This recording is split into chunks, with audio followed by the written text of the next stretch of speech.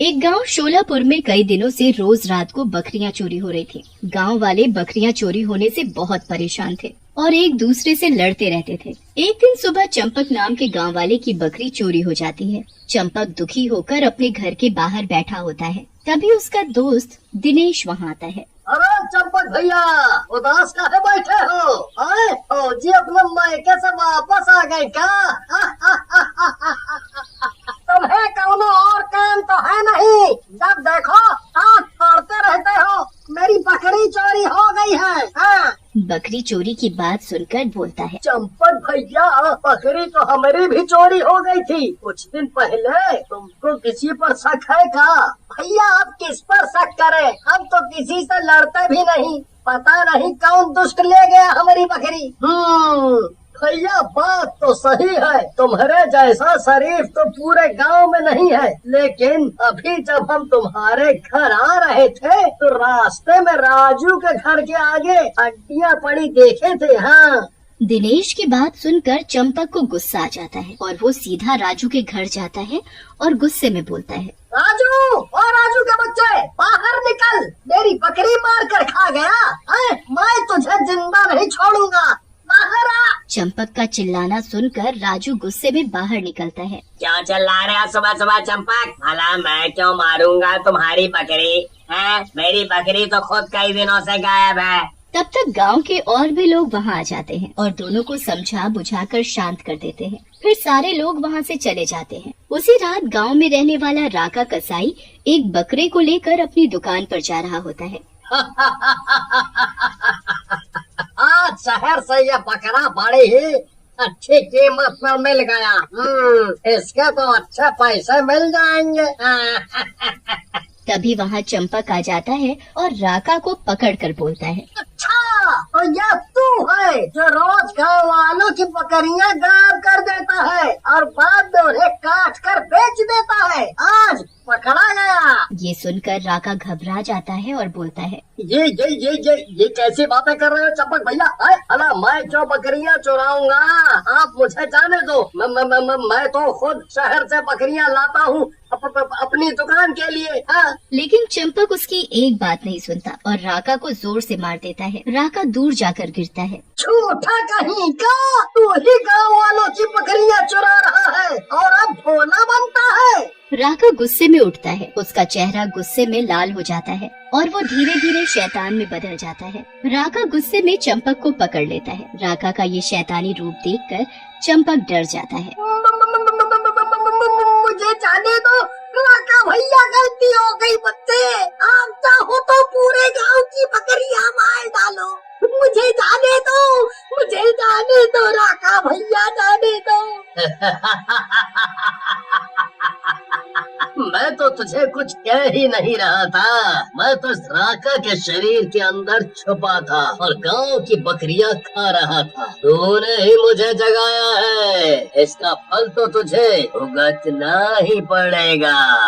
ऐसा कहकर शैतान चंपक को मार डालता है और वहाँ से चला जाता है। अगले दिन चंपक की सरकटी लाश गांव वालों को मिलती है, जिसे देखकर गांव वाले बहुत घबरा जाते हैं। लो भैया, अब तक तो गांव में खाली बकरियां चोरी हो रही थी, अब इंसान भी मारे जा रहे हैं। पता नहीं क्या हो रहा है, कैसे रहेंगे इस गांव में? अब तो लगता है गांव छोड़कर ही जाना पड़ेगा। तभी सरपंच वहाँ जाते हैं। अरे राजू, क्या बोल रहे हो? ऐसे थोड़ी होता है। एक दो घटनाओं के कारण हम पूरा गांव ही छोड़ दे? वैसे भी मैं अब यहाँ आ गया हूँ, देखता हूँ क्या हो सकता है। फिर गांव वाले चंपक की लाश का अंतिम संस्कार कर देते हैं। फिर सरपंच जी गांव के पास की पुलिस चौकी में जाकर बात करते हैं। वहाँ के दरोगा गांव में दो पुलिस वाले चौकीदारी के लिए लगा देते हैं। एक पुलिस वाला, जिसका नाम हिम्मत सिंह होता है, वो दूसरे पुलिस वाले से बोलता है, भैया चुन्नी लाल, हमारी भी क्या नौकरी है? बताओ, अब बकरियों की रखवाली करनी पड़ रही है। सही कह रहे हो हिम्मत भैया, लेकिन हम कर भी क्या सकते हैं? ये अपनी नौकरी ही ऐसी है। तभी उनको राका कसाई दिखता है। हिम्मत और चुन्नी लाल उसके पास जाते हैं। इतनी रात को कहाँ जा रहा है? पता नहीं इस गाँव में बकरियां चोरी हो रही है। चल आपने? लेकिन राका उन दोनों को कोई जवाब नहीं देता और चलता जाता है। ये देखकर हिम्मत सिंह को गुस्सा आ जाता है और वो राका को पीछे से धक्का दे देता है। राका नीचे गिर जाता है। कानून का अपमान करता है, अभी बताता हूँ तुझे। ला चुन्नी लाल मेरा डंडा। लेकिन जैसे ही राका ऊपर उठता है वो शैतान में बदल जाता है।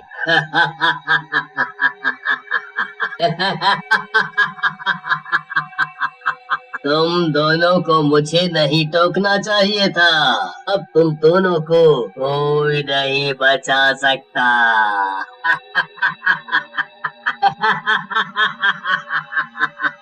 ऐसा कहकर शैतान उन दोनों को भी मार डालता है और उनके सर खा जाता है। अगले दिन दोनों की लाश गांव वालों को मिलती है। गांव वाले दोनों की लाशों को घेर लेते हैं। लो भाई, अब तो हमें बचाने वाले ही मारे गए। अब क्या होगा?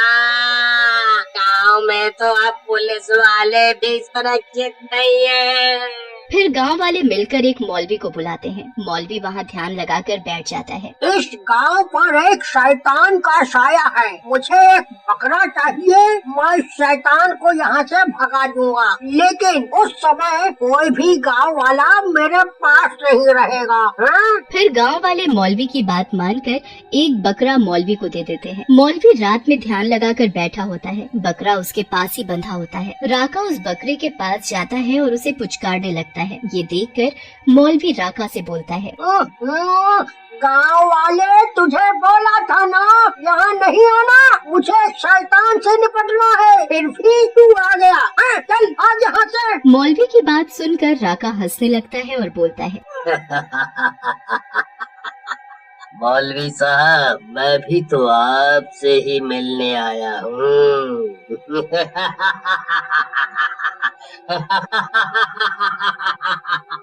ऐसा कहकर राका शैतान के रूप में बदल जाता है। ये देखकर मौलवी घबरा जाता है और बोलता है, अरे शैतान, मुझे जाने दे। मैं कोई मौलवी नहीं हूँ। मैं तो एक छोटा सा चोर हूँ। सोचा था गांव वाले सो जाएंगे तो रात में सबके घर साफ कर दूंगा। जाने दो मुझे। लेकिन शैतान उसे भी मार डालता है। ये